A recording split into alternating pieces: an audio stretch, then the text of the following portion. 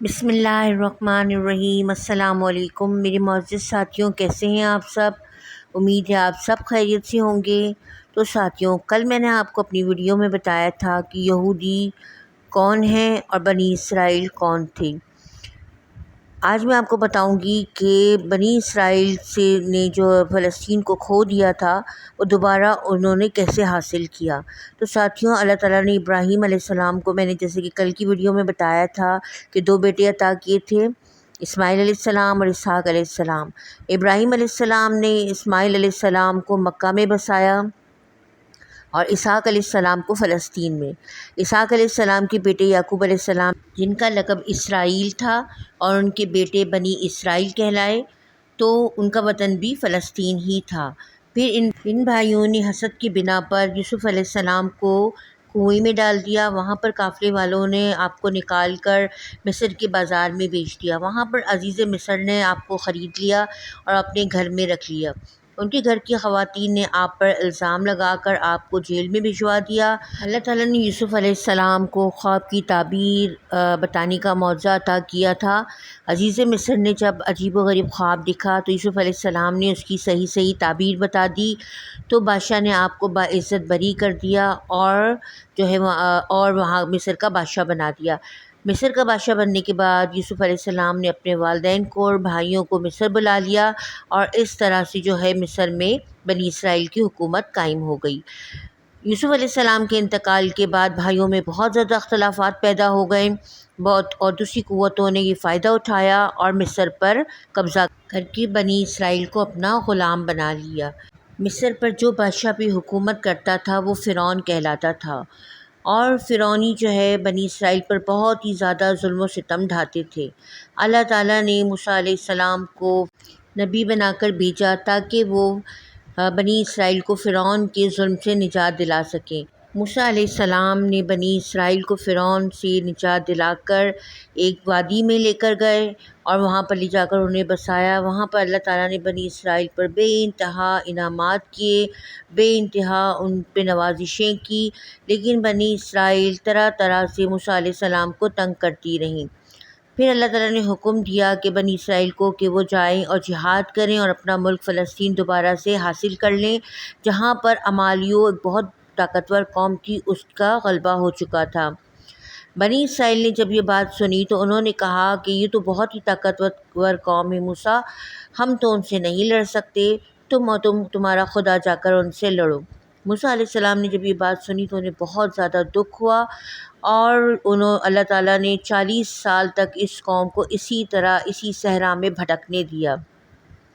موسیٰ علیہ السلام کے انتقال کے بعد اللہ تعالیٰ نے ایک اور نبی بھیجا۔ اس نبی سے یہ کہنے لگے کہ اللہ تعالیٰ ہمیں جہاد کا حکم کیوں نہیں دیتے، ہم اپنا ملک واپس حاصل کرنا چاہتے ہیں۔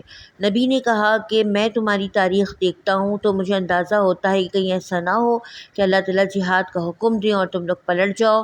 تو انہوں نے کہا کہ اللہ تعالیٰ حکم دیں تو ہم کیوں نہیں لڑیں گے، ہم ضرور لڑیں گے۔ چنانچہ اللہ تعالیٰ نے حکم دیا کہ جہاد کرو اور اپنا ملک فلسطین دوبارہ حاصل کر لو۔ چنانچہ نبی نے طالوت کو ان کا بادشاہ بنا دیا اور کمانڈر بھی بنا دیا۔ انہوں نے اس بات پر اعتراض کیا کہ طالوت تو بہت ہی غریب انسان ہے، آپ ہم میں سے ہی کسی کو منتخب کر لیجئے۔ چنانچہ نبی نے اور کچھ چند نیک لوگوں نے ان کو مشورہ دیا کہ اللہ تعالیٰ کی طرف سے حکم ہے، کیونکہ طالوت کو اللہ تعالیٰ نے کمانڈر ہونے کی بہت ساری صلاحیت عطا کی تھی۔ چنانچہ انہوں نے کہا کہ ٹھیک ہے، ہم ایک شرط پہ انہیں بادشاہ تسلیم کریں گے، اگر جو ہمارا تبرک والا صندوق ہمیں مل جائے۔ پھر اللہ تعالیٰ کی طرف سے فرشتے وہ صندوق لے کر آئے، اور پھر انہیں تسلی ہوئی اور انہوں نے طالوت کو اپنا بادشاہ منتخب کر لیا۔ جب طالوت ان کو لے کر جنگ کے لیے نکلے تو راستے میں انہوں نے کہا کہ اللہ تعالیٰ آپ لوگوں کا امتحان لیں گے کہ کس میں کتنا زیادہ تقویٰ ہے۔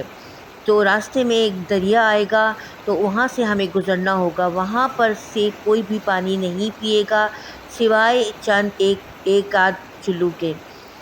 چنانچہ جب وہ دریا کے قریب سے گزرے تو بہت سارے لوگوں نے بہت سارا پانی پی لیا، اور چند ہی لوگ تھے جنہوں نے پانی نہ پیا، ان میں داؤد علیہ السلام بھی تھے۔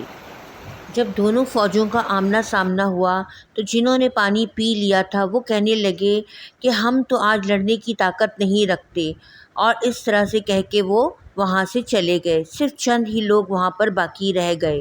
اب جب ان چند لوگوں نے دیکھا کہ اتنی بڑی فوج اور ہم اتنے چند لوگ، اور جو بادشاہ ہے وہاں کا جالوت وہ بھی اتنا زیادہ طاقتور، چنانچہ انہوں نے اللہ تعالیٰ سے دعا کی، ربنا افرغ علینا صبرا وثبت اقدامنا وانصرنا علی القوم الکافرین۔ اے ہمارے رب، ہم پر صبر انڈیل دے اور ہمارے قدموں کو مضبوط جما دے، اور کافر قوم پہ ہمیں غلبہ عطا فرما۔ اور اللہ تعالیٰ نے پھر دونوں قوموں میں لڑائی شروع ہوئی تو مومن بہت بہادری سے لڑے، اور داؤد علیہ السلام نے جالوت کو قتل کر ڈالا۔ جب جالوت کو داؤد علیہ السلام نے قتل کر ڈالا تو اللہ تعالیٰ بہت خوش ہوئے، اور اللہ تعالیٰ نے داؤد علیہ السلام کو نبوت بھی عطا کی، اور اللہ تعالیٰ نے داؤد علیہ السلام کو بادشاہت بھی عطا کی، اور اس طرح سے داؤد علیہ السلام فلسطین کے بادشاہ بن گئے، اور اس طرح سے مسلمانوں نے دوبارہ سے فلسطین کو حاصل کر لیا۔ پھر داؤد علیہ السلام کے بعد ان کے بیٹے بھی فلسطین کے بادشاہ بنے، اور سلیمان علیہ السلام نے ہی مسجد اقصیٰ کی تعمیر کی۔